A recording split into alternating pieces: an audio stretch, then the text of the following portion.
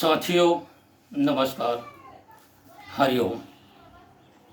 मैं विनोद कुमार महाजन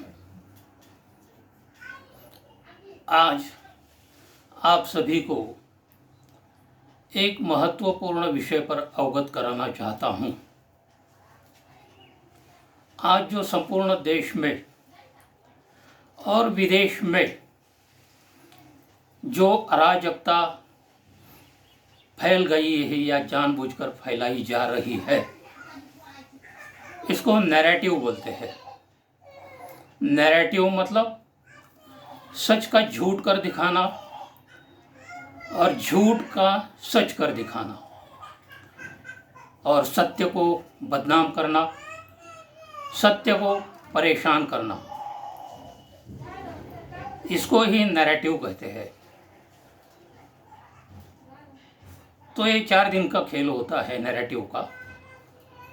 मगर आज जो हमारे देश में चल रहा है, सत्य को बदनाम और परेशान करने की जो मुहिम चलाई जा रही है, कुछ समाज द्वारा, कुछ विशेष सामाजिक तत्वों द्वारा या प्रसार माध्यमों द्वारा, चाहे वो टीवी चैनल हो, चाहे वो अखबार हो, लोगों को संभ्रमित करके असत्य की स्थापना करना, यही उनका मुख्य उद्देश्य होता है।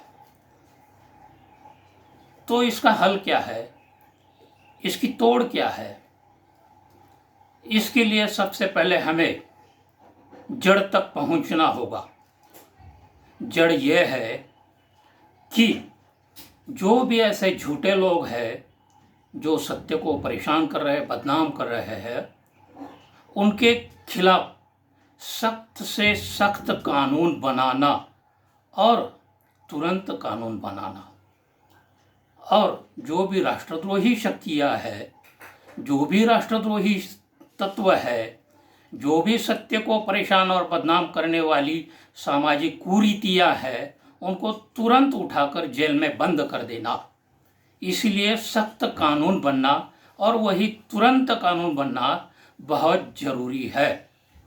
मगर अब तुरंत कानून बनने से पहले हम सभी प्रखर राष्ट्रप्रेमियों का दायित्व यह है कि ज़्यादा से ज़्यादा मात्रा में सोशल मीडिया में आकर, अखबारों में आकर, टीवी चैनलों में आकर सत्य की ज़्यादा से ज़्यादा शेयर करना, मतलब जो सत्य होता है वो लोगों को ज़्यादा से ज़्यादा बताना। तभी ये नैरेटिव का माहौल कम होगा। अभी तो देश में भयंकर षड्यंत्र चल रहा है सत्य को बदनाम करने के लिए। तो इसके लिए उपाय कुछ तो भी सोचना होगा, हल ढूंढना होगा, जड़ पर प्रहार करना होगा। तभी सत्य जीतेगा, तभी ईश्वरी सिद्धांत जीतेंगे। भाइयों, साथियों, अब दूसरा महत्वपूर्ण मुद्दा यह है कि अभी देश में और संपूर्ण विश्व में जो कोरोना का माहौल फैल गया है या जानबूझकर फैलाया जा रहा है, इसकी वजह क्या है, इसकी जड़ क्या है? हमें इसके लिए जड़ तक पहुंचना बहुत ज़रूरी है। क्या ये मनुष्य निर्मित वायरस द्वारा संपूर्ण विश्व में कब्जा करने की कोई कुनीति कर राज चल रहा है? अगर हाँ, तो इसके लिए उत्तर क्या है? अब कोरोना आ गया है, इसके आगे ब्लैक फंगस आ रहा है, वाइट फंगस आ रहा है, संपूर्ण मानव जाति परेशान हो रही है। तो अब इसके लिए क्या करना चाहिए, क्या उत्तर ढूंढना चाहिए, क्या हल ढूंढना चाहिए? तो इसके लिए भी संपूर्ण विश्व स्तर पर, संपूर्ण वैश्विक स्तर पर ये वायरस फैलाने वाला सचमुच में कोई मनुष्य निर्मित देश है?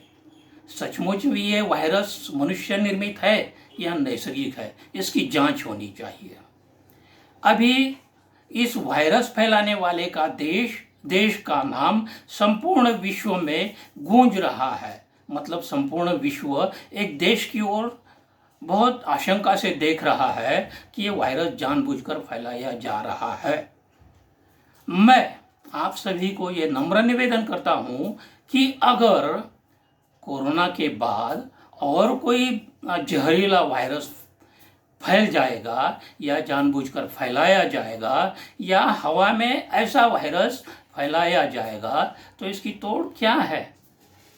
मनुष्यों की आबादी कम करना, क्या यही मकसद है वायरस फैलाने वालों का? तो इसके लिए इस वायरस फैलाने वालों का जिम्मेदार देश कौन है? उसकी वायरस फैलाने की प्रयोगशाला कहाँ पर है? देश तो सब जानता है, मैं उस देश का नाम नहीं लेता, मगर अगर संपूर्ण विश्व को और मानव समूह को, मानव जाति को अगर सुखी संपन्न होना है तो ये वायरस की जड़ संपूर्ण रूप से मिटानी होगी। ये कैसे संभव होगा? जो मानवता पर प्रेम करने वाले सभी देश है, जैसे हमारा हिंदुस्तान है, हिंदुस्तान को साथ देने वाला इजराइल है, रशिया है, ऑस्ट्रेलिया है, फ्रांस है, श्रीलंका है, ऐसे सभी देशों को एकत्र आकर, एक जगह आकर इस पर विचार करना होगा तुरंत, जल्द गति से, वायु गति से, क्योंकि ये कोरोना का माहौल जैसे बढ़ता जा रहा है ठीक इसी प्रकार से अगर कोई दूसरा वायरस आएगा तो भयंकर तबाही मच जाएगी। इसलिए जहाँ भी ये वायरस फैलाने की प्रयोगशाला है या चल रही है, इसको जड़ से काटना होगा। ये कैसे काटना होगा? इसके लिए जो प्रयोगशाला है वहाँ पर तुरंत क्षेपणास्त्र दागने होंगे और वो संपूर्ण वायरस, ऐसे बताते हैं कि ऐसे 20,000 के करीब वायरस बनाए गए हैं। उस देश का मैं नाम नहीं लेता, मगर अगर संपूर्ण विश्व का सरदर्द कम करना है तो जो देश वायरस फैला रहा है उसको 12-13 भागों में बांटना अभी जरूरी है।